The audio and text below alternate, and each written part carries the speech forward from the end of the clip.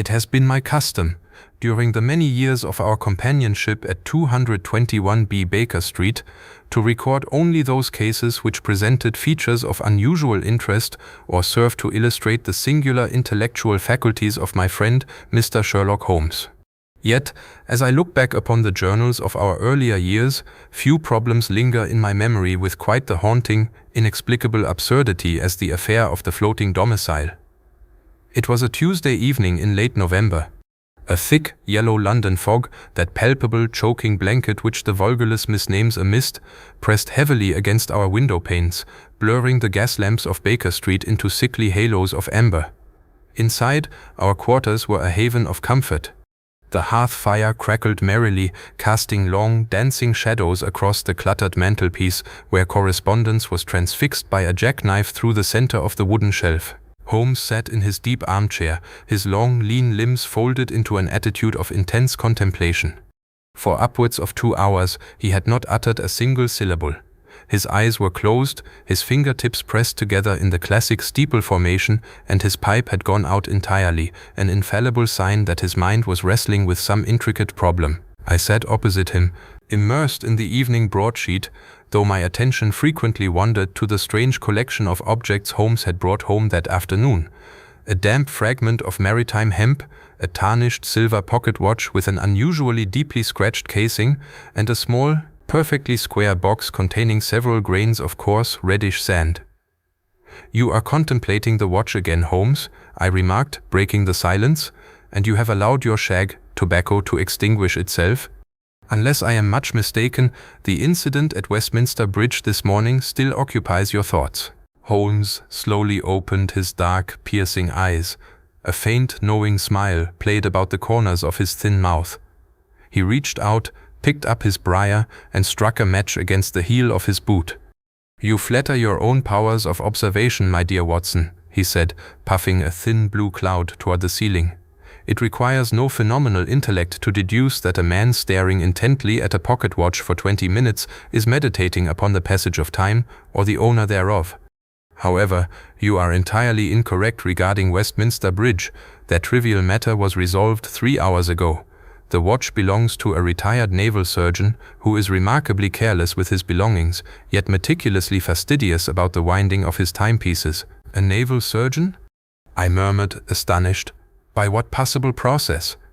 "The engravings inside the casing, Watson," Holmes interrupted, chuckling softly.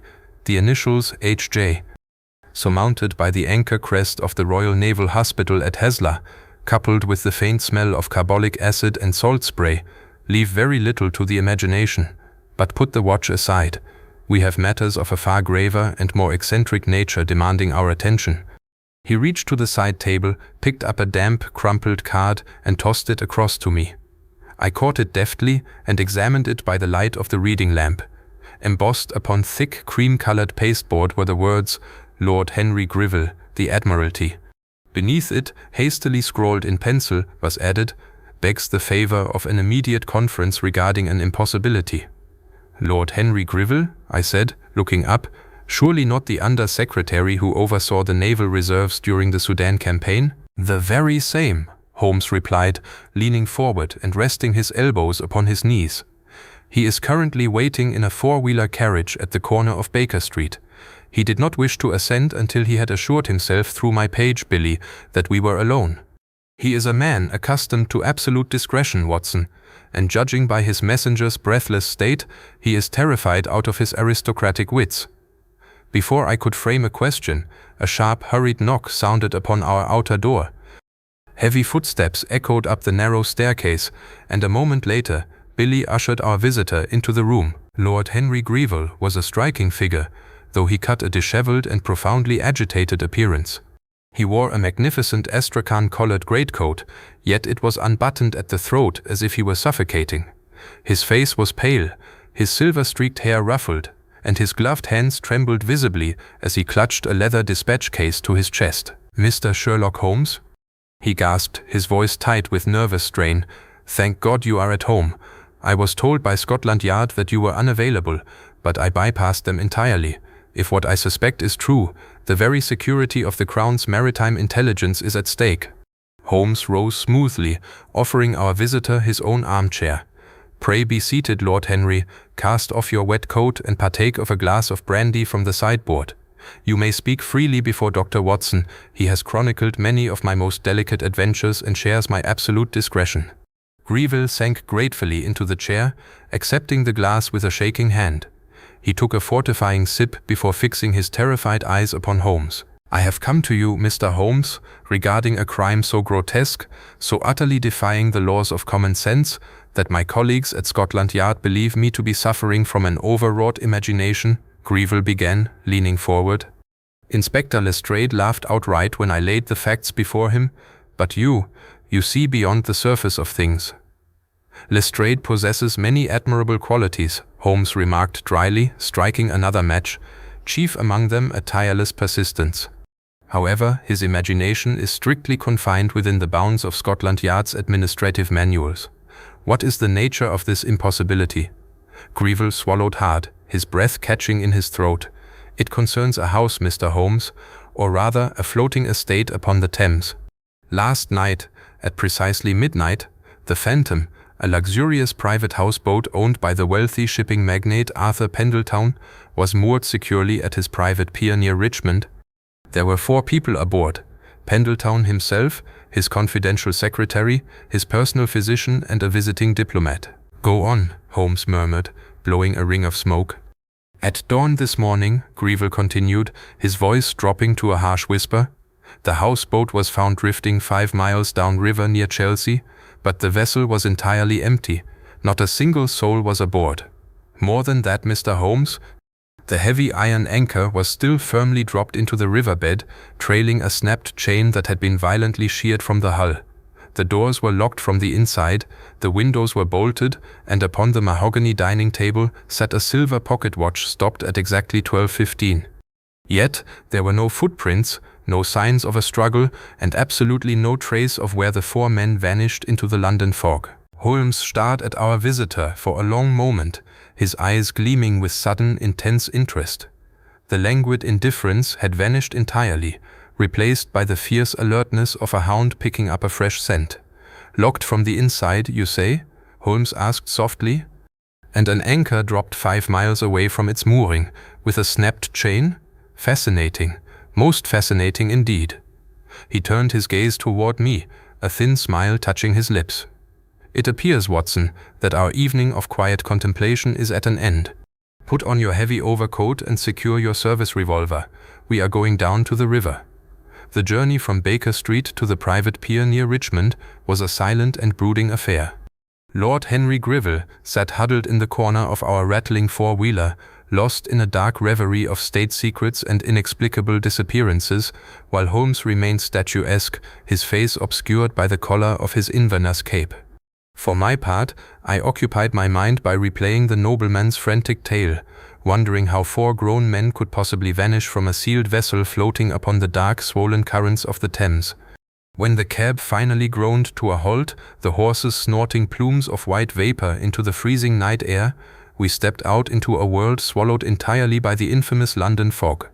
The atmosphere was damp, heavy with the unmistakable stench of rotting river silt, coal smoke, and stagnant bilge water. Dim, flickering gas lamps along the embankment struggled vainly against the mustard-yellow gloom, casting long, spectral fingers across the cobblestones. A short distance away, illuminated by the harsh, glaring beams of 2 Scotland Yard hurricane lamps, lay the Phantom. She was an impressive vessel in her own right, a sprawling, luxurious houseboat constructed of polished mahogany and brass fittings, boasting a sun deck and expansive glass windows that looked entirely out of place upon the gloomy, industrial stretches of the river.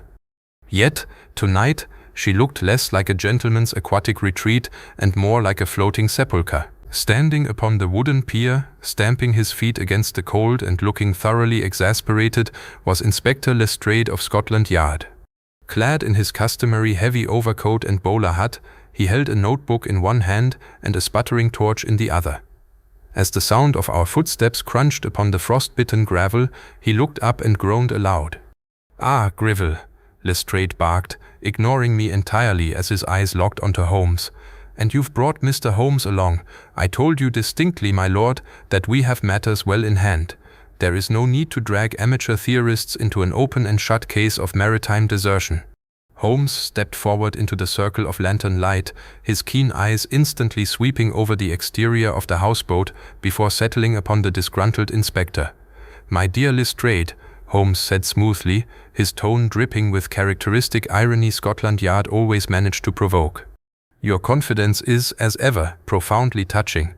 You speak of an open and shut case, yet I observe you standing upon a wooden pier at midnight staring at a locked vessel with a bewildered expression that suggests your mental faculties are quite as frozen as the mud beneath your boots." Lestrade flushed angrily, bristling at the jibe. "It is simple enough if you apply common sense, Mr. Holmes. Arthur Pendleton was a man heavily leveraged in speculative shipping ventures. Rumor has it his financial empire was on the verge of total collapse. His secretary, his doctor, and that unfortunate foreign diplomat were likely accomplices or victims of a desperate flight from creditors. They slipped out through a porthole or a side hatch under the cover of the fog, swam to the opposite bank, and abandoned the vessel to throw us off their scent." "A charming theory," Holmes murmured, pulling a powerful magnifying lens from his pocket and crouching down near the damp planking of the pier, and one that conveniently ignores every physical law governing this particular crime. "Pray, Inspector, did you examine the fastenings of the cabin windows?" "Of course I did," Lestrade snapped defensively. "They are latched from the inside with heavy brass catches, impossible to open from the exterior without smashing the glass." "And did you find any shattered glass?" "Well, no," Lestrade admitted, his voice losing a fraction of its certitude. "The glass is completely intact, but clever men can pick locks or rig mechanical contrivances." Holmes did not answer immediately. He had dropped to his hands and knees on the damp wooden pier, inches from the mooring post where the Phantom had originally been secured. His long fingers danced lightly over the splintered timber, tracing the deep grooves left by a heavy iron cable. I watched, accustomed as I was to his eccentricities, as he pulled a small folding rule from his pocket and measured the distance between two distinct impact marks upon the post. "Mechanical contrivances," Holmes muttered to himself, more than to us. "How characteristically unimaginative of you, Lestrade. Men do not flee their creditors by locking themselves inside a floating cage, shearing a 2-inch iron anchor chain with brute force, and allowing themselves to drift aimlessly into the shipping lanes of Chelsea." "The chain was sheared?" I asked, stepping closer and peering down at the water's edge where the severed link had been hauled up by the yard's patrol boat. "Surely that requires industrial machinery, Holmes, not something a financier or a doctor could accomplish in the dead of night." "Precisely, my good Watson," Holmes whispered, rising gracefully to his feet and dusting the knees of his trousers. He pocketed his lens and fixed his piercing gaze upon the dark, silent door of the houseboat. "It required immense leverage, a precise application of force, and an intimate knowledge of tidal currents. Come, gentlemen, let us board the Phantom and see what secrets our vanished hosts have left behind in the cabin." Inspector Lestrade grumbled under his breath, but made no move to obstruct us as Holmes stepped lightly across the narrow gangplank onto the deck of the Phantom. I followed closely behind, my service revolver resting securely in its holster beneath my coat, while Lord Henry Greville and the disgruntled Scotland Yard inspector brought up the rear. The interior of the houseboat was bathed in an eerie, unnatural stillness, broken only by the muffled, rhythmic lapping of the dark Thames water against the wooden hull. A single paraffin lamp hung from the paneled ceiling, casting a weak amber illumination over a scene of profound and unsettling domestic tranquility. The main saloon was richly appointed, speaking volumes of Arthur Pendleton's immense wealth and extravagant tastes. Polished mahogany wainscoting lined the walls, interspersed with framed nautical charts and oil paintings of clipper ships battling mountainous seas. Heavy velvet drapes covered the portholes, shutting out the dreary London night, and an expensive Persian rug muffled the sound of our footsteps. Yet, despite the luxurious surroundings, the atmosphere was stiflingly cold, carrying a faint chemical tang that lingered just beneath the heavy scent of Turkish tobacco and expensive pomade. In the center of the room stood a long mahogany dining table, set impeccably for 4 persons. Fine crystal wine glasses, heavy silver cutlery, and pristine white linen napkins were laid out with fastidious precision. Half-filled goblets of deep red claret set before each setting, the wine undisturbed save for a faint film of dust already settling upon the surface. Upon the center of the table rested the silver pocket watch Lord Henry had mentioned, its delicate hands locked permanently in a frozen embrace at 12:15. "Observe the table, Watson," Holmes murmured, walking slowly around the perimeter of the saloon with his hands thrust deep into the pockets of his Inverness cape. "Notice anything that strikes your professional eye?" I stepped closer, scrutinizing the place settings. "It appears as though a meal was interrupted," I observed. "The chairs are drawn back slightly from the table, as if the occupants rose abruptly. But there is no sign of spilled food, no overturned glass, no indication of a sudden struggle or violence." "Precisely," Holmes agreed, his eyes scanning the baseboards and the intricate cornices of the ceiling. "A room frozen in the middle of a polite dinner party, yet utterly devoid of human life. Now, look closer at the glasses, my dear fellow. What do you deduce from the claret?" I leaned down, squinting into the goblet nearest my elbow. "The wine has a slight sediment at the bottom," I said slowly, "and there is a faint bitter almond odor rising from the rim." "Almond," Inspector Lestrade scoffed, stepping into the saloon with a heavy stride. "Poison." "That is your grand theory, Mr. Holmes. They all took poison, crawled out the portholes like rats, and drowned themselves in the river. If so, where are the bodies? The Thames spits its secrets back up eventually, and our drags have turned up nothing for miles." "Not poison, Inspector," Holmes replied quietly, running his long fingers along the smooth grain of the mahogany table. "At least, not administered in the manner you suggest. If these 4 men had ingested a lethal dose of cyanide or arsenic at this table, they would not have had the physical capacity to unlatch heavy windows, scale decks, or manipulate heavy mooring cables. No, the wine was merely a stage property, intended to give the illusion of a sudden, peaceful gathering brought to a dramatic halt." Lord Henry Greville wrung his hands in mounting agitation, watching Holmes pace back and forth across the cabin. "If they were not poisoned here, Mr. Holmes, where are they? And who went to such elaborate lengths to set this macabre tableau?" Pendleton was entrusted with confidential naval dispatches regarding the new torpedo defense grid. If foreign agents have abducted him, foreign agents are frequently blamed for crimes that possess a far more domestic and far more ingenious genesis, Lord Henry, Holmes interrupted, coming to a sudden halt before a small, locked writing desk set against the forward bulkhead. He pulled a slender set of steel picks from his waistcoat pocket with practiced nonchalance.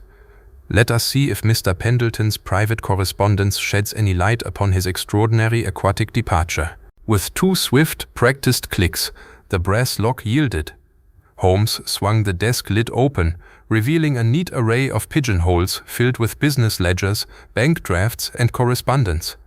But it was not the papers that arrested Holmes' attention.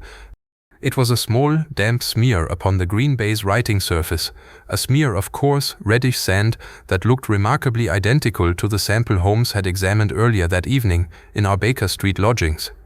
The discovery of the reddish sand upon the writing desk drew Inspector Lestrade forward, though the Scotland Yard veteran merely grunted in dismissive skepticism. He leaned over Holmes's shoulder, peering into the open pigeonholes, as if expecting to find a confession scrawled in bold ink by the vanished shipping magnate. When no such document presented itself, Lestrade straightened up with a self-satisfied smirk, eager to steer the investigation back into more familiar and prosaic territory. "Sand from the riverbanks or a ballast pit, Mr. Holmes," Lestrade declared, tapping his notebook with the end of a pencil. "It proves nothing except that Mr. Pendleton occasionally walked along the maritime docks or managed shipping cargo. But let us look at the real evidence sitting right here in the ledger. Look at these figures. Pendleton's ledger books are a disaster of astronomical proportions.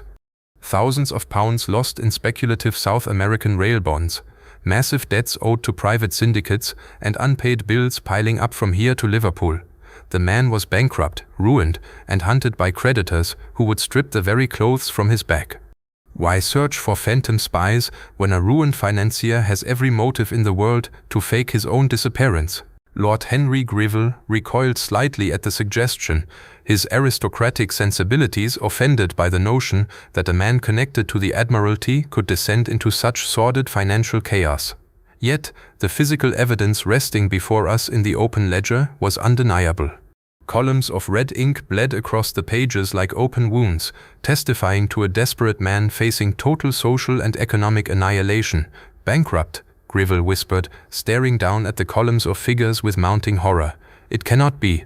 Pendleton appeared at every high society function as a pillar of modern commerce. He dined with ministers and entertained foreign dignitaries aboard this very vessel. If his empire was built upon sand, how did he maintain such an extravagant facade?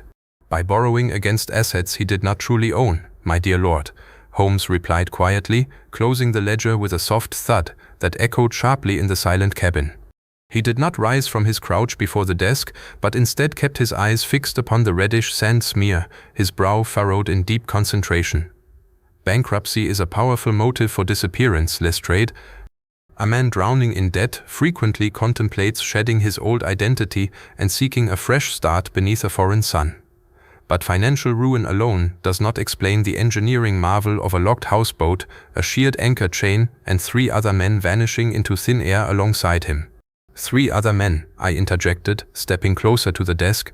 We must not forget Dr. Julian Vance, the personal physician, Mr. Charles Abernathy, the confidential secretary, and the foreign diplomat, Monsieur Julien Vane of the Belgian legation. Are we to suppose that all 4 men conspired together to fake their deaths, or that Pendleton lured his associates to their doom? Holmes slowly rose to his feet, tucking his hands into the pockets of his Inverness cape as he surveyed the luxurious saloon once more. Conspiracy or coercion, Watson, that is the central pivot upon which this entire bizarre puzzle turns. Let us examine the first suspect who naturally emerges from this web of deceit, Mr. Charles Abernathy, the confidential secretary. Abernathy? Lestrade repeated, brightening up as if regaining his footing. Now there is a sensible angle. I questioned his landlady in Chelsea earlier this afternoon. She reported that Abernathy packed a small Gladstone bag 3 days ago, muttered something about an urgent midnight voyage down the Thames, and left a note stating he would not be returning for a fortnight.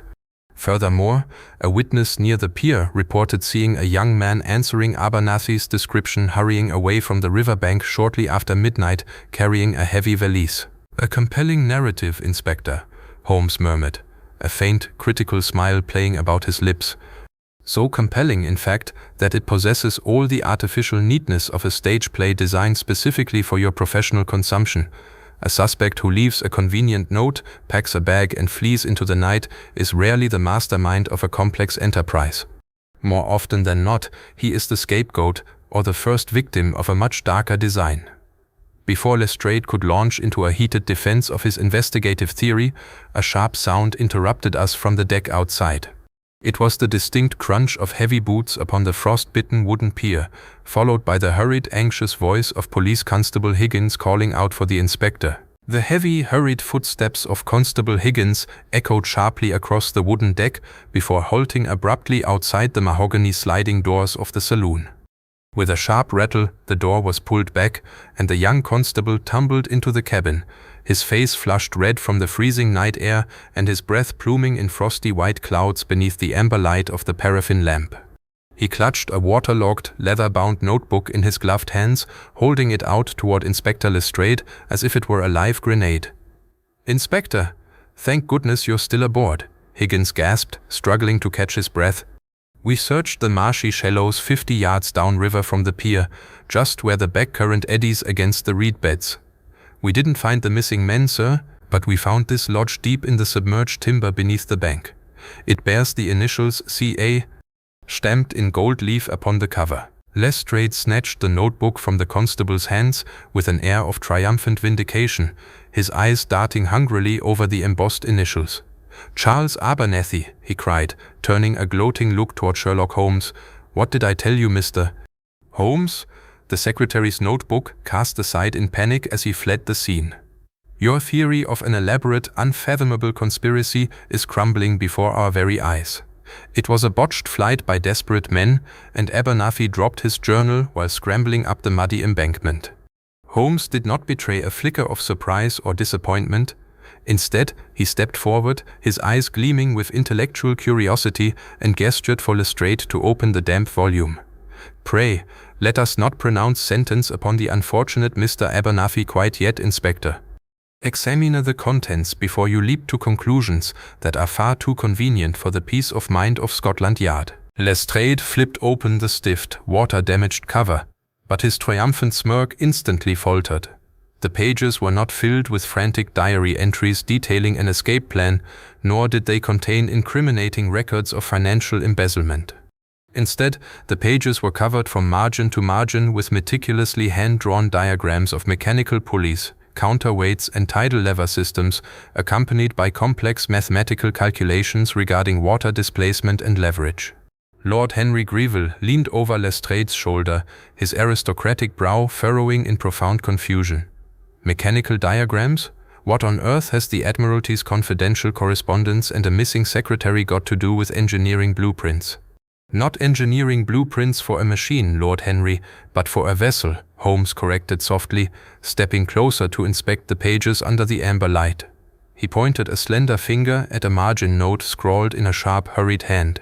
"Observe the date and the marginalia, Watson.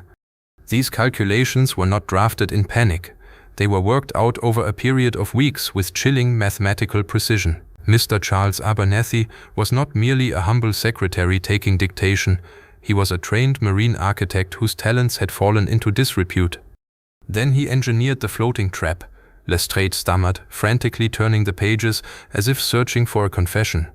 "He helped Pendleton fake the whole disappearance to escape their creditors." "Or," Holmes replied, his voice dropping to a cool, analytical register, "he calculated the precise mechanism by which the houseboat could be locked from the inside and set adrift, only to discover too late that his own master plan possessed a fatal, unforeseen flaw, one that cost him and his companions far more than mere financial ruin." Holmes turned away from the desk and walked slowly toward the stern porthole, staring out into the impenetrable yellow fog that swallowed the river. His long fingers tapped rhythmically against his thigh, a sure sign that the final pieces of the puzzle were clicking into place within his extraordinary mind. Yet, he remained silent regarding the secret inconsistency he had discovered, leaving Watson, Lestrade and Greville standing in the tense, silent cabin, bound tightly within the gathering shadows of a crime that defied all ordinary comprehension. The oppressive silence within the cabin was suddenly shattered by a sharp, metallic screech from the stern deck, followed immediately by a heavy, muffled thud that rattled the mahogany wainscoting. Inspector Lestrade whipped around, his hand instinctively flying to the leather holster at his hip, while Constable Higgins let out a sharp gasp of alarm. Lord Henry Greville recoiled against the bookshelf, his face draining of what little color remained in it, and I drew my service revolver from beneath my coat, stepping defensively in front of Holmes. "Stay where you are, gentlemen," Holmes commanded quietly, his voice cutting through the rising panic with absolute, unshakable calm. He did not draw a weapon. Instead, he slipped his hands smoothly into the pockets of his Inverness cape and walked with unhurried grace toward the aft sliding doors. With a swift, fluid motion, Holmes slid the mahogany door open and stepped out into the biting fog of the rear deck, followed closely by myself and the cautious, badge-flashing inspector. The hurricane lamps cast a sickly yellow glare across the rain-slicked boards of the deck, illuminating a sight that instantly drove all thoughts of financial bankruptcy and marine architectural blueprints from our minds. Sprawled awkwardly across the iron deck grating, right beside the heavy brass capstan, lay a human form. Inspector Lestrade rushed forward, dropping to his knees beside the body and pressing a trembling hand against the victim's neck. He cursed under his breath and looked up at us, his eyes wide with horror. "Dead," Lestrade whispered, the bravado entirely draining from his voice, cold as ice. "And look at his throat. There is no mistake about this. Murder has joined our little mystery." We crowded around the fallen figure. The victim was a man of middle years, dressed in an expensive tailoring of dark wool that was thoroughly soaked with river mist. His silk cravat was askew, and upon the lapel of his coat gleamed a small enameled lapel pin bearing the crest of the Belgian legation. It was Monsieur Julian Vane, the very foreign diplomat who had supposedly vanished alongside Arthur Pendleton, Dr. Julian Vance, and the Secretary Abernathy less than 24 hours ago. Holmes crouched beside the corpse, his long fingers instantly going to work with the cold, clinical efficiency of a surgeon. He ignored Lestrade's frantic exclamations and instead bent close to the diplomat's pale face, sniffing lightly at the collar before turning his attention to the man's stiff, gloved hands. "He was not killed aboard this vessel, Watson," Holmes announced softly, pulling a small pocket lens from his waistcoat to inspect a peculiar grey powdery residue caked beneath the victim's fingernails. "Nor was he resting in the river bottom. Monsieur Vane has been returned to us by the tide, carried back to the very floating prison he allegedly deserted." "Returned by the tide?" I repeated, kneeling beside my friend to examine the wound. A sharp, dark bruise encircled the diplomat's throat, starkly contrasting with his pallid skin. "Strangled, Holmes? By whose hand?" "By a hand possessing immense physical strength and driven by absolute desperation," Holmes replied, rising smoothly to his feet and brushing a speck of dust from his trousers. He turned his piercing gaze toward the dark, swirling fog that hid the opposite riverbank. "Observe the timing, gentlemen." The perpetrator realized that our investigation was closing in too rapidly. Leaving the diplomat's body here upon the stern deck was not a careless oversight. It was a deliberate, mocking challenge thrown directly at Scotland Yard and at me. Lord Henry Greville stared down at the corpse of the foreign diplomat with undisguised horror, his hands trembling violently. "A foreign diplomat murdered and dumped upon a floating trap, Mr.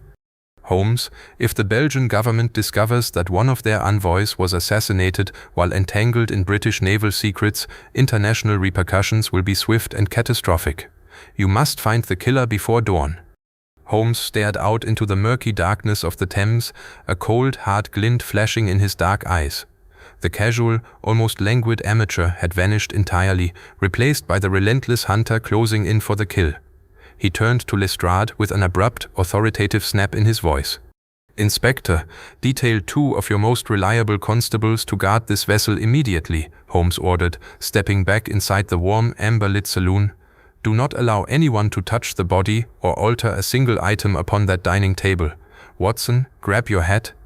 We have a brief, critical window of time to visit a certain apothecary near the Chelsea embankment before the true master of this deception realizes his trap has sprung." The rattle of our four-wheeler cab as it plunged deeper into the labyrinth of narrow, fog-shrouded streets bordering Chelsea Reach provided a rhythmic, almost hypnotic counterpoint to the tempest of thoughts racing through my mind.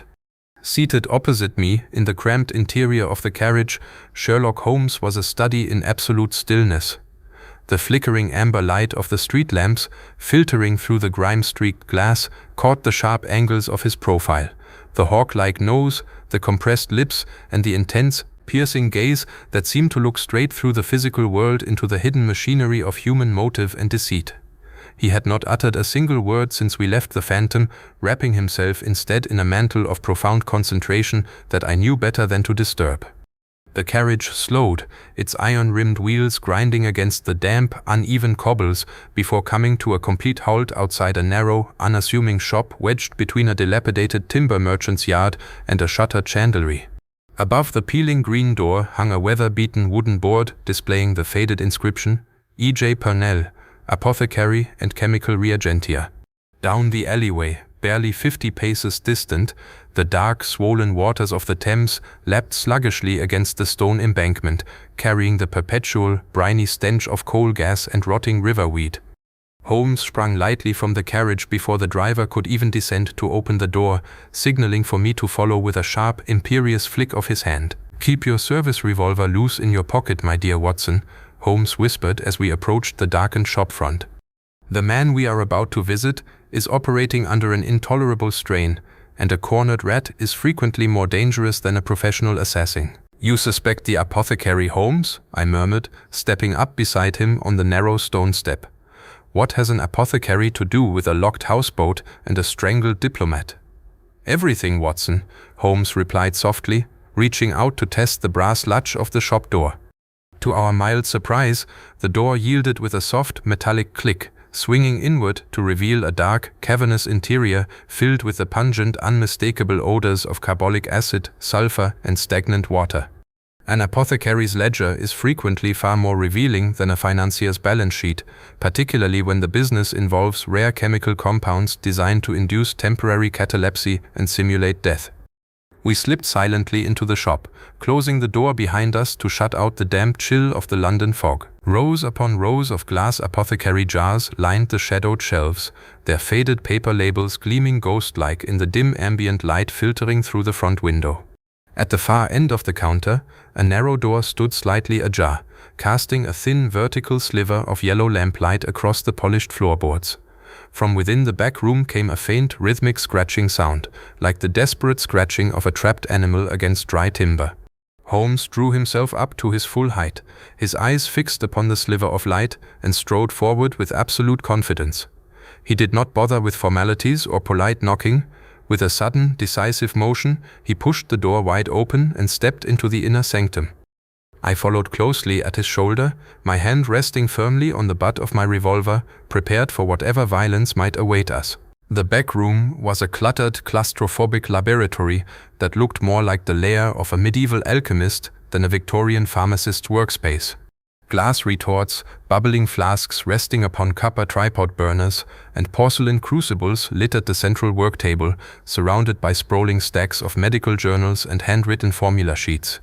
Sitting rigidly in a high-backed wooden chair beside a roaring coal stove was a man whose wild, bloodshot eyes and disheveled appearance spoke volumes of an intellect fracturing under the unbearable weight of guilt and terror. It was Dr. Julian Vance, the very personal physician of the late Arthur Pendleton, whom Inspector Lestrade and Lord Henry Greville had assumed was either a missing fugitive or a victim of the floating catastrophe upon the Thames. For a long moment, absolute silence hung heavy in the room, broken only by the hissing of a distillation flask and the frantic, shallow breathing of the seated doctor. Vance stared up at us, his jaw slack, his hands gripping the wooden armrests of his chair so tightly that his knuckles had turned a stark, unnatural white. Mr. Sherlock Holmes?" Dr. Vance whispered at last, his voice cracking like dry parchment. He shrank back into his chair, casting a terrified glance toward the back window that looked out over the dark, murky expanse of the river. How did you find this place?" "I covered my tracks. I ensured the houseboat drifted safely out of reach before the tide turned." "You covered your tracks with the meticulous care of an amateur, Dr. Vance," Holmes said smoothly, stepping into the laboratory with the measured grace of a judge ascending the bench. He stopped a few feet from the work table, his dark eyes sweeping over the scattered chemical apparatus before fixing once more upon the trembling physician. "A truly professional criminal does not leave waterlogged architectural notebooks in the river reeds, nor does he utilize a distinct, highly localized brand of coarse reddish Cornish ballast sand in both his private desk and his clandestine laboratory." Dr.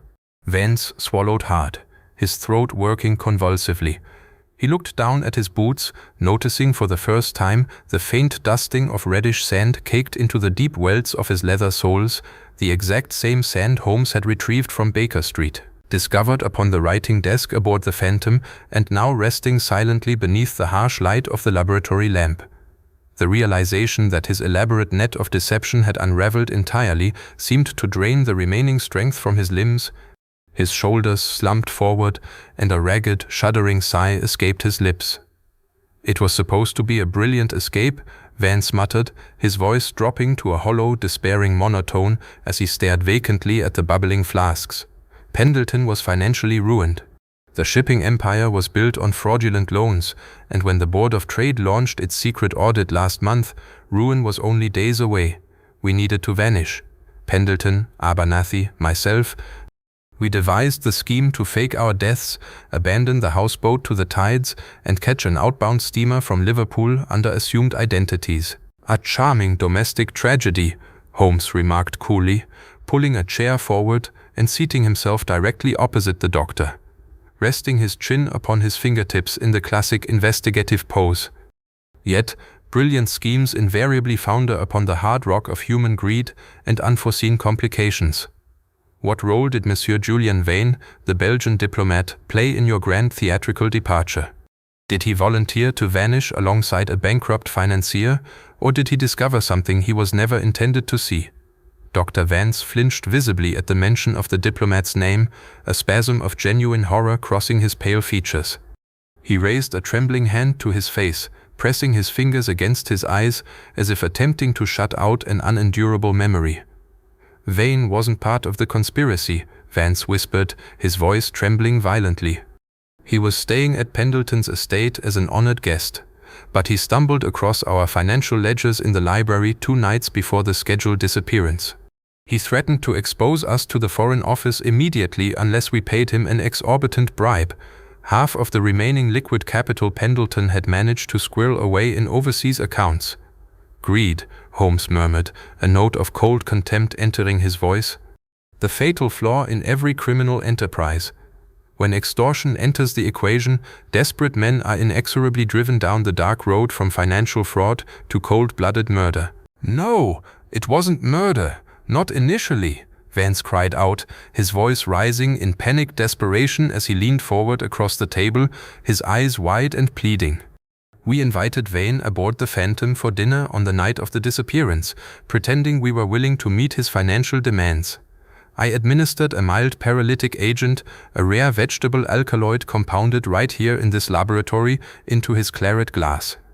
It was designed merely to render him unconscious for several hours, long enough for us to lock the houseboat, secure the dinghy, and slip away downriver into the fog while the authorities searched in vain for our bodies." "A clever pharmacological trick," Holmes observed, his gaze sharpening like a rapier's point. "By rendering Vane cataleptic, you created the illusion of a sudden, peaceful gathering interrupted by some mysterious force. You locked the cabin windows and doors from the inside, rigged a clever exterior latch mechanism that allowed the final occupant to secure the vessel from without, and sheared the anchor chain with an industrial lever to ensure the houseboat drifted helplessly into the shipping lanes." "Yes, exactly that," Vance gasped, astonished by the accuracy of Holmes' reconstruction. "Abernathy calculated the tidal drift and engineered the exterior latch release with absolute perfection. We rowed ashore in the darkness, leaving Vane asleep in the locked cabin, intending for him to wake up hours later miles downriver, utterly baffled and unable to connect us to the vanishing act." "A charmingly neat hypothesis," Holmes replied, his voice dropping to an icy register. "Except for one fatal miscalculation, Dr. Vance. When did Mr. Charles Abernathy realize that sharing a secret with a desperate criminal and a bankrupt speculator is a perilous endeavor?" Dr. Vance froze, his mouth opening slightly as the color drained entirely from his face. The frantic energy seemed to leave him all at once, replaced by a crushing, leaden despair. Abernathy wanted out," Vance whispered, his voice barely audible above the hissing of the stove. "When we reached the shore and met up with Pendleton to divide the remaining cash, Abernathy suffered a crisis of conscience. He threatened to go to Scotland Yard, confess to the entire fraud, and clear his name. He said he would not be a party to extortion or murder. And so," Holmes continued relentlessly, leaning closer until his dark eyes locked onto the terrified physician, "Arthur Pendleton, a man whose entire life was built upon deception and who faced absolute destruction, could not afford a companion who possessed a conscience. Pendleton struck Abernathy down upon the riverbank, silencing him permanently to protect the secret." "And Vane," I interjected, stepping forward into the light of the lamp, my heart pounding with a mixture of professional revulsion and grim satisfaction. "What happened to the Belgian diplomat?" "Vane woke up too early," Vance sobbed, his head dropping into his hands as dry, racking sobs shook his frame. "The paralytic wore off while the houseboat was still drifting near the Chelsea piers. He staggered up onto the deck, disoriented and terrified, shouting for help into the fog. Pendleton heard him, ran back to the drifting vessel in our small skiff, and strangled him with his bare hands to prevent him from crying out to the river patrols. I tried to stop him, Mr. Holmes. I swear I tried to stop him, but Pendleton was entirely mad with terror. He dumped Vane's body back upon the deck of the Phantom, cut the last remaining line, and fled into the night." "And where, pray tell, is Mr. Arthur Pendleton at this very moment?" Holmes demanded, rising swiftly to his feet with an electric intensity that filled the cramped laboratory. Before Dr. Vance could frame a reply, a violent commotion erupted from the front of the apothecary shop. The sound of splintering wood echoed through the narrow corridor, followed immediately by heavy, hurried footsteps and the unmistakable metallic clatter of service revolvers being drawn. Holmes whirled around toward the laboratory door just as Inspector Lestrade burst into the room, his face flushed and breathless, clutching his notebook in one hand and a service pistol in the other. "Mr. Holmes, thank God we found you," Lestrade shouted over the hissing of the chemical retorts. "We just received an urgent dispatch from the River Patrol near Battersea Reach. A man answering Arthur Pendleton's description was spotted trying to board an outbound coal freighter bound for South America. The harbor police are moving in to close the net right now." The crisp, salt-tinged air of the Thames waterfront at Battersea Reach bit fiercely into our skin as our cab rattled to an abrupt halt near the municipal coal docks. Inspector Lestrade was the first to vault from the carriage, his boots slamming hard against the frost-rimed cobblestones, his hand clutching his service revolver with nervous determination. Holmes followed with his customary feline agility, his tall, lean frame cutting effortlessly through the swirling amber vapors of the river fog. I brought up the rear, my hand firmly resting upon the butt of my own weapon, fully aware that we were converging upon a cornered and desperate man whose empire of deceit had finally collapsed into ruin. Before us lay the sprawling expanse of the Battersea coal wharfs, a chaotic labyrinth of towering cranes, rusted iron gantries, and mountains of black anthracite coal that rose like monolithic dunes against the pale, starless sky. Out in the deep channel, anchored amidst the swirling currents, sat the Caledonian Queen, a massive steam freighter whose twin funnels belched thick, sulphurous plumes of black smoke into the night air.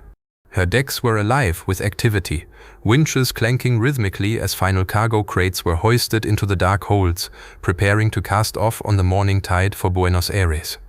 "The River Patrol intercepted a dockside ticket agent less than 20 minutes ago," Lestrade panted, hurrying alongside Holmes as we navigated a maze of stacked timber crates.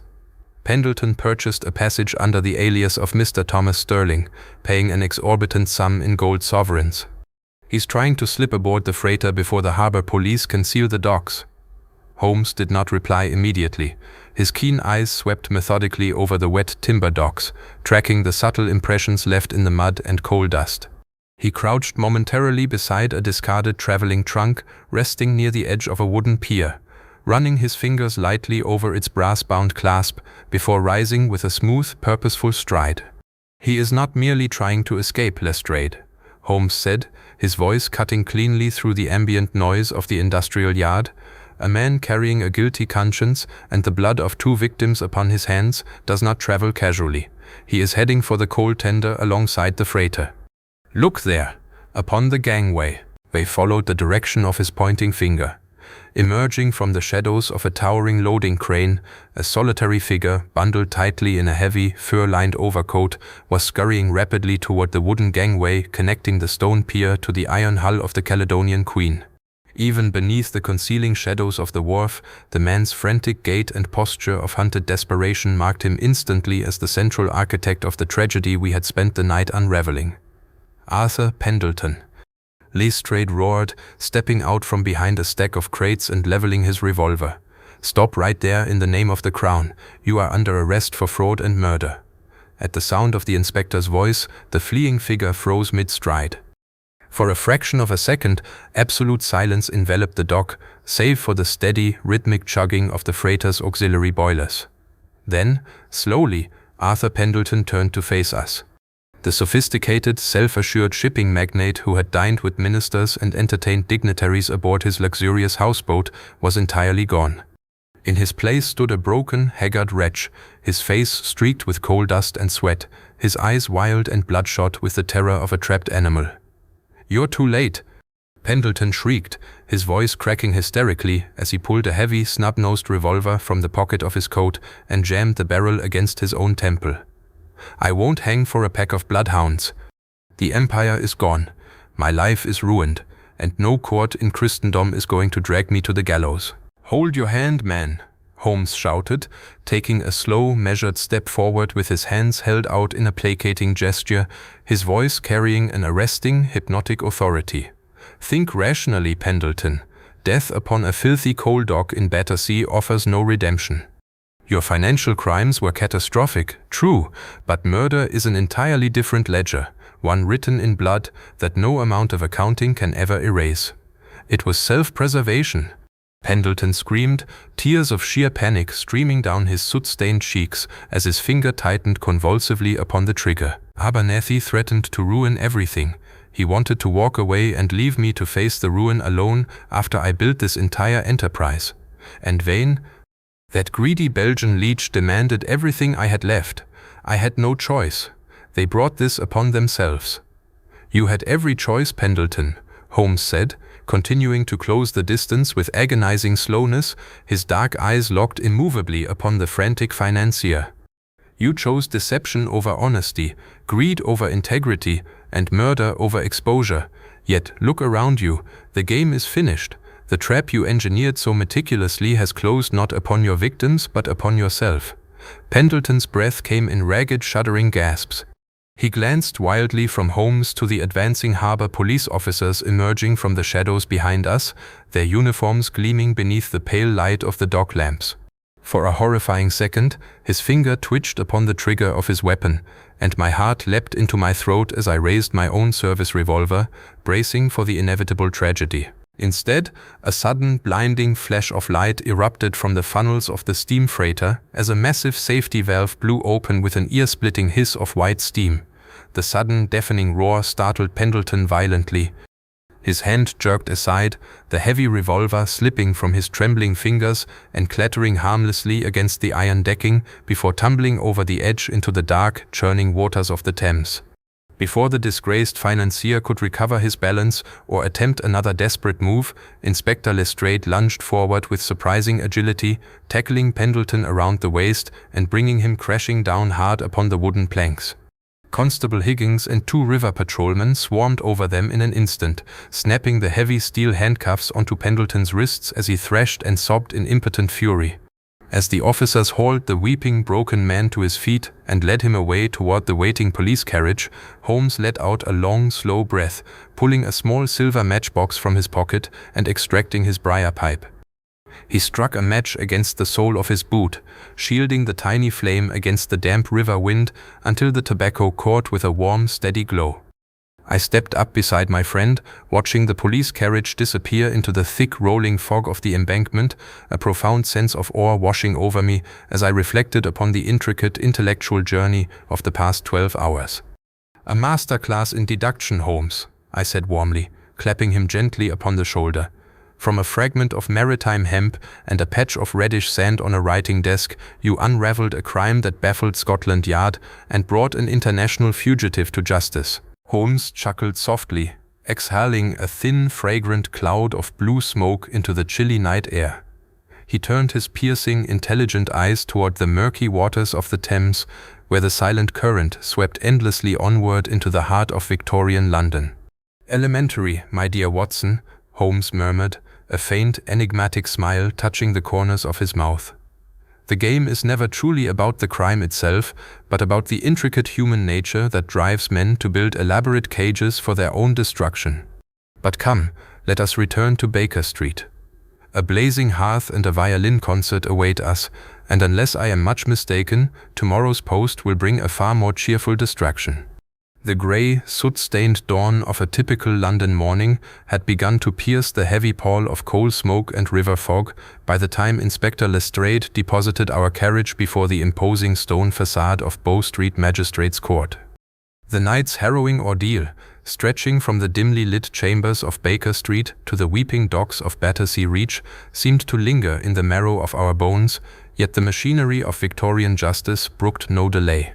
Arthur Pendleton, now stripped of his immaculate tailoring, his wealth, and the arrogant facade that had once dazzled high society, sat hunched in the prisoner's transport vehicle, handcuffed and shivering violently as 2 burly constables escorted him up the granite steps. Dr. Julian Vance, detained earlier from his Chelsea apothecary shop, followed closely behind, his head bowed in profound disgrace, his spirit thoroughly broken by the realization that his chemical science had been twisted into an instrument of murder. Holmes stepped down from our cab with his characteristic lithe grace, adjusting the collar of his Inverness cape and tapping his ash against the stone curb with an air of mild detachment, as though we were merely arriving to view an exhibition of antiquities rather than attending the preliminary committal hearing of a double homicide. "Come along, Watson," Holmes murmured, offering me a reassuring nod as we mounted the steps behind the magistrate's guard. The final act of this melancholy drama promises little in the way of intellectual stimulation, for the confession secured by circumstance is always a clumsy substitute for pure ratiocination. Yet it is fitting that we witness the formal dismantling of Mr. Pendleton's magnificent illusion. We entered the crowded, wood-paneled courtroom just as the magistrate, Sir Reginald Croft, a formidable jurist with silver-rimmed spectacles and a severe, unyielding expression, took his seat upon the elevated bench. The gallery was already packed to suffocation with curious journalists, junior clerks, and representatives of foreign embassies eager to catch a glimpse of the disgraced shipping magnate and the diplomatic scandal that threatened to ripple through Whitehall. Lord Henry Greville sat in the front row, representing the Admiralty, his aristocratic features tight with suppressed anxiety as he watched Pendleton being led into the secure dock. As the court clerk formally read the charges, conspiracy to defraud, financial forgery, and the willful murders of Mr. Charles Abernathy and Monsieur Julian Vane, a heavy, expectant hush fell over the room. Pendleton kept his eyes stubbornly fixed upon the scarred wooden floorboards of the dock, his face pale and drawn, while Dr. Vance stood quietly in the secondary prisoner's enclosure, his trembling hands clutching a rosary he had pulled from his waistcoat pocket. Sir Reginald adjusted his spectacles, casting a stern, judicial gaze down upon the defendants. "Mr. Pendleton, Dr. Vance," the magistrate began, his voice echoing off the high oak ceiling with resonant authority. "You stand accused before this court of heinous crimes that strike at the very heart of commercial trust and international amity. Before I formally commit this case to the Central Criminal Court at the Old Bailey, the prosecution has requested that Mr. Sherlock Holmes, consulting detective, provide the court with a concise summary of the physical and logical reconstruction of these events. Mr. Holmes, if you please." A low murmur rippled through the gallery as Holmes stepped forward from the public benches, walking with measured, elegant strides toward the witness stand. He did not take the formal oath upon the Bible, for his reputation as an independent consultant to the Crown was already legendary within these walls, but he turned to face the magistrate with a quiet, commanding poise that instantly silenced the murmuring room. "Thank you, Your Honor," Holmes began, his clear, resonant voice carrying effortlessly to the farthest corners of the courtroom. The case of the floating domicile, popularly dubbed by the sensationalist press as the mystery of the phantom, presented an illusion of supernatural impossibility designed to confound both Scotland Yard and the public imagination. A luxurious houseboat, locked securely from the inside, discovered drifting miles from its mooring with an anchor chain sheared by immense force, an empty dining table set for a phantom dinner party, and 4 men seemingly vanished into thin air. To the uninitiated, it appeared to be an impenetrable puzzle. To the logical mind, however, every physical anomaly carried its own immutable explanation. Holmes turned slightly, fixing his dark, piercing gaze upon the prisoner's dock where Pendleton cowered. "The genesis of the crime," Holmes continued, pacing slowly before the bench, "was financial ruin. Mr. Arthur Pendleton's vast maritime empire was a house of cards constructed upon fraudulent shipping valuations and secret compounding debts. When government auditors closed in last month, total exposure was merely days away. To escape the gallows of bankruptcy and social disgrace, Pendleton, aided by his confidential secretary Charles Abernathy and his personal physician Dr. Julian Vance, conceived an elaborate theatrical deception. An orchestrated mass disappearance designed to fake their own death, abandon the vessel to the river currents, and flee to South America under assumed identities. Lord Henry Greville leaned forward in his seat, hanging upon every syllable, while the gallery scribbled furiously in their reporters' notebooks.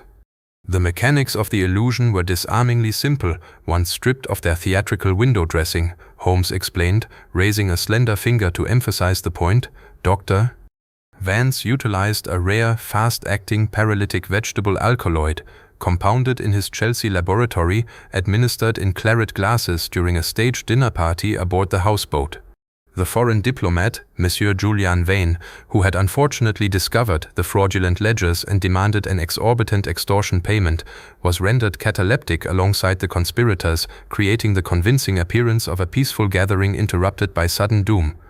Holmes paused, his eyes narrowing as he cast a cold glance toward Pendleton. The master stroke of the design, the locking of the cabin from the inside, was achieved through a clever exterior latch mechanism engineered by the unfortunate Mr. Abernethy, Holmes continued smoothly. The final conspirator secured the doors and windows from without using a sliding pin assembly before slipping away into a waiting rowboat.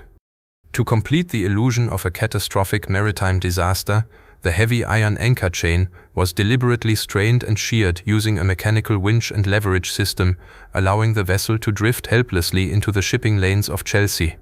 A profound, breathless silence gripped the courtroom. Every eye was fixed upon the tall detective as he approached the climax of his narrative. Had the conspirators maintained their solidarity, Holmes said, his voice dropping to a somber, reflective register, the illusion might have succeeded temporarily in baffling the authorities. But human nature, Your Honor, is invariably the weakest link in any criminal enterprise, Mr. Charles Abernethy suffered a crisis of conscience upon reaching the riverbank, threatening to expose the entire fraud to Scotland Yard. To silence him permanently, Arthur Pendleton committed his first act of true brutality, striking down his loyal secretary in the darkness. A collective gasp echoed through the gallery. Pendleton squeezed his eyes shut, a ragged sob escaping his lips as he buried his face in his manacled hands. Shortly thereafter, Holmes concluded, stepping back toward his seat, the foreign diplomat, Monsieur Vane, regained consciousness prematurely as the houseboat drifted downriver. Panicked by the prospect of immediate exposure, Pendleton pursued the drifting vessel in a small skiff, boarded the deck, and strangled the diplomat with his bare hands before abandoning the vessel to its fate once and for all. The physical evidence, the waterlogged architectural notebook, the distinct reddish ballast sand recovered from both the apothecary shop and the financier's desk, and the frantic attempt to secure passage on an outbound freighter at Battersea, forms an unbroken chain of logic that points directly and irrevocably to the prisoner in the dock. Sir Reginald Croft nodded slowly, his expression grim as he looked down upon the shattered financier. Pendleton offered no defense, raising no objection as the magistrate formally committed both defendants to stand trial at the Old Bailey on charges of willful murder and major financial fraud. As the guards stepped forward to lead the prisoners away down the secure corridor, the courtroom erupted into a chaotic buzz of voices and scraping chairs. I turned to my friend as we made our way toward the exit, a deep sense of professional satisfaction warming my chest. Another brilliant triumph, Holmes. You have saved the government from a catastrophic international scandal and brought ruthless murderers to justice. Holmes merely smiled, linking his arm through mine as we stepped out into the crisp, morning air of Bow Street, where the London fog was finally beginning to yield to the pale, watery sunlight of a new day. A satisfactory conclusion, my dear Watson, though the human tragedy behind it remains profoundly melancholy. But come, the cab is waiting, and Mrs. Hudson will have a pot of strong Turkish coffee and a plate of buttered toast prepared for us at Baker Street. The game, for today at least, is safely brought to a close. The heavy oak door of 221B Baker Street closed behind us with a satisfying, muffled thud, instantly shutting out the relentless roar of London traffic, the echoing clamor of the Bow Street proceedings, and the lingering, melancholy shadows of a case that had tested our mental and physical endurance to their absolute limits. Mrs. Hudson, with that intuitive maternal solicitude that always characterized her care for our eccentric household, had indeed prepared a sumptuous spread upon the cloth-covered side table, a steaming silver pot of strong Turkish coffee, a towering rack of buttered toast, and a plate of thinly sliced cold ham that looked remarkably inviting after our exhausting nocturnal vigils along the riverbanks and coal wharfs. Holmes tossed his Inverness cape across the back of his customary armchair with a practiced sweeping motion, unbuttoned his waistcoat, and sank into the deep, welcoming cushions with a long, contented sigh of relaxation. He reached immediately for his battered briar pipe, filled the bowl with his favorite shag tobacco, and struck a match against the hearth brick, drawing in a long, fragrant cloud of blue smoke that rose slowly toward the ceiling in lazy, hypnotic spirals. For several minutes, neither of us spoke a word. The warmth of the crackling coal fire chased the lingering dampness of the Thames mist from our limbs, while the comforting familiarity of our cluttered sitting room offered a profound sanctuary from the sordid realities of human greed and deception we had spent the past 24 hours unraveling. I poured 2 steaming cups of coffee, handing one to my companion before settling into my own armchair opposite him. As I watched the play of amber firelight across his sharply chiseled features, my mind instinctively drifted back over the remarkable sequence of events that had begun with a damp fragment of maritime hemp and a mysterious pocket watch, culminating in the dramatic apprehension of Arthur Pendleton upon the dark docks of Battersea Reach. "It is extraordinary, Holmes," I remarked at last, breaking the companionable silence as I stirred a cube of sugar into my cup. "When Lord Henry Greville first burst into our rooms last night with his tale of an impossible floating domicile and a vanished crew, even my imagination strained to conceive of a rational explanation. Yet, piece by piece, through the application of logic and material evidence, you dismantled an illusion that completely baffled Scotland Yard and terrified the highest echelons of the Admiralty." Holmes smiled faintly, blowing a delicate smoke ring toward the mantelpiece before resting his head back against the cushion. "The human mind, my dear Watson, has a persistent and regrettable tendency to clothe the ordinary in the garments of the supernatural when faced with circumstances it cannot immediately comprehend. Inspector Lestrade and his colleagues at Scotland Yard are admirable men of action, but their methodology is too frequently bound by preconceived notions and standard procedural manuals. They look at a locked door or a severed anchor chain and see an impossibility, whereas the true investigator looks past the theatrical stage dressing to examine the physical realities governed by immutable natural laws." "And the psychological machinery behind the crime?" I asked, leaning forward, fascinated as ever by his philosophical insights into the criminal mind. Pendleton possessed wealth, status, and the highest social connections. Yet he allowed financial ruin to drag him down the dark descent into forgery, extortion, and cold-blooded murder. "Greed and pride, Watson, the 2 most ancient and potent levers of human destruction," Holmes replied, his dark eyes taking on a reflective, analytical gleam as he watched the embers glow within the iron grate. "Arthur Pendleton built his entire existence upon an extravagant illusion of commercial invulnerability. To maintain his opulent lifestyle, he mortgaged his future to fraudulent schemes and impossible speculations. When the inevitable reckoning arrived, his pride proved infinitely more fragile than his finances. A man who has defined his worth entirely by public adulation and material power will commit unthinkable atrocities to prevent the curtain from falling upon his manufactured glory. The murders of Abernethy and Poor Vane were not acts of premeditated malice in their inception, but the frantic, desperate reactions of a cornered beast striking out blindly to preserve its cage." He tapped the ash of his pipe gently against the fire iron and leaned forward, his demeanor shifting suddenly from philosophical contemplation to his customary restless intellectual energy. "Yet, let us speak no more of murder and deceit today, Watson," Holmes said, a warm, genuine smile breaking across his thin face as he rose gracefully from his chair and walked toward the corner of the room where his precious Stradivarius violin rested upon its wooden stand. "The tragic drama of the Phantom is safely consigned to the annals of the Old Bailey, and the peace of Baker Street has been rightfully restored.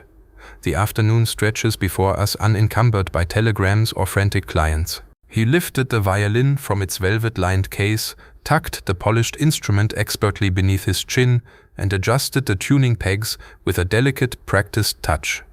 Closing his eyes, he drew the bow across the strings, and a rich, soaring melody filled our modest quarters, sweeping away the lingering ghosts of the Thames and replacing the darkness of the city with a sublime, transcendent beauty. I settled back into my chair, sipping my coffee in quiet contentment as the music washed over me. Once again, the storm had passed. The logical puzzle had found its perfect resolution, and the master of 221B Baker Street sat bathed in the warm, golden glow of the hearth, ready to welcome whatever eccentric mysteries tomorrow's post might bring.